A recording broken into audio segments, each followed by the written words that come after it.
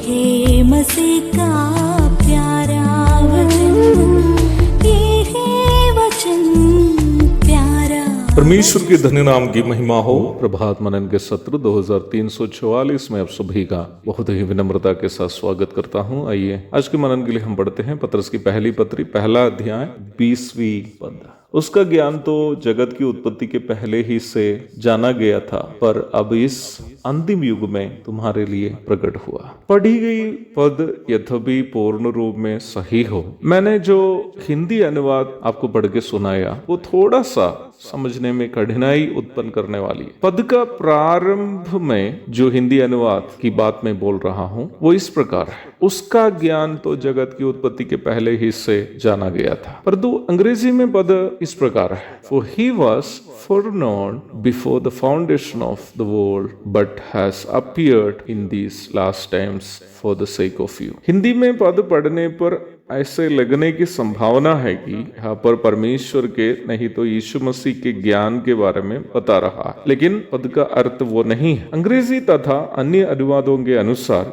यह यीशु मसीह के ही बारे में बता रहा है। ये पद स्पष्ट रूप में यीशु मसीह के जन्म पूर्व अस्तित्व की ओर इशारा करने वाली एक पद है। पतरस बता रहा है कि प्रभु यीशु मसीह का अस्तित्व अथवा एक्सिस्टेंस यहाँ तक जगत की उत्पत्ति के पहले से ही है। बाइबल में जगत या संसार शब्द धरती पर रहने वाले लोगों को सूचित करता है। यीशु मसीह के अस्तित्व के बारे में जब वचन सिखाता है कि उनकी उत्पत्ति जगत की उत्पत्ति से भी पहले से है, तो इसका अर्थ यह है कि आदि में परमेश्वर आदम और हव्वा की सृष्टि करने के पूर्व ही यीशु मसीह का अस्तित्व है।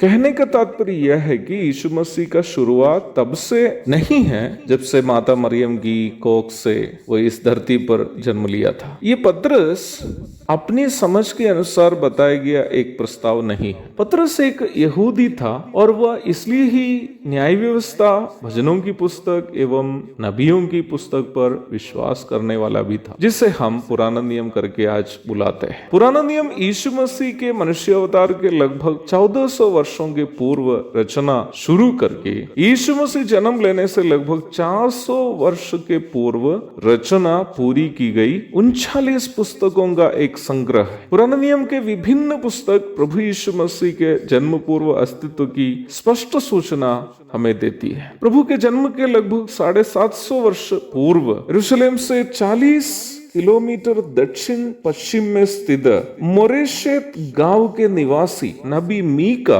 प्रभु के जन्म के बारे में इस प्रकार नबूवत की, है बेतलहम एफ्राता, यदि तू ऐसा छोटा है कि यहूदा के हजारों में गिना नहीं जाता, तो भी तुझ में से मेरे लिए एक पुरुष निकलेगा जो इस्राएलियों में प्रभुता करने वाला होगा, और उसका निकलना प्राचीन काल से वरन अनादिकाल से होता आया है, और उसका निकलना प्राचीन काल से वरन अनादिकाल से होता आया है। यीशु मसीह स्वयं भी अपना जन्म पूर्व अस्तित्व का दावा एक से अधिक बार करते हुए हम नया नियम में देखते हैं। यहूदी धर्म गुरुओं से बहस करते समय प्रभु अब्राहम से भी पूर्व वह होने का दावा करते हुए हम यूहन्ना 8:58 में पढ़ते हैं। ध्यान दें कि अब्राहम प्रभु यीशु मसीह संसार में जन्म लेने से लगभग 2000 वर्ष के पूर्व जीवन बिताए हुए एक व्यक्ति है। जब पतरस यीशु मसीह के जन्म पूर्व अस्तित्व की चर्चा करता है तो वो पूर्णतया न्याय व्यवस्था में दी गई भविष्यवाणियां तथा यीशु मसीह के साथ उनका अनुभव के आधार पर ही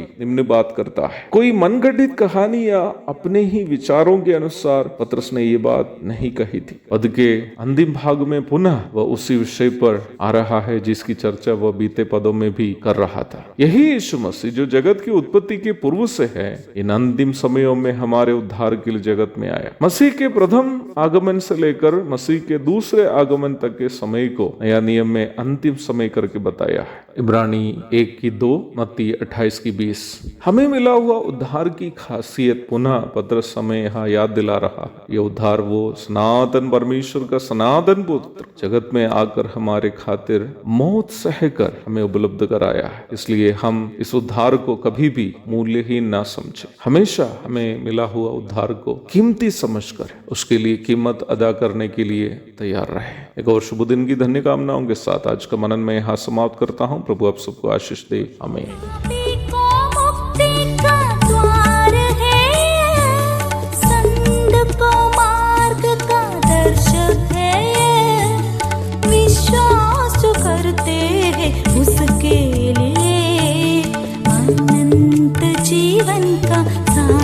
है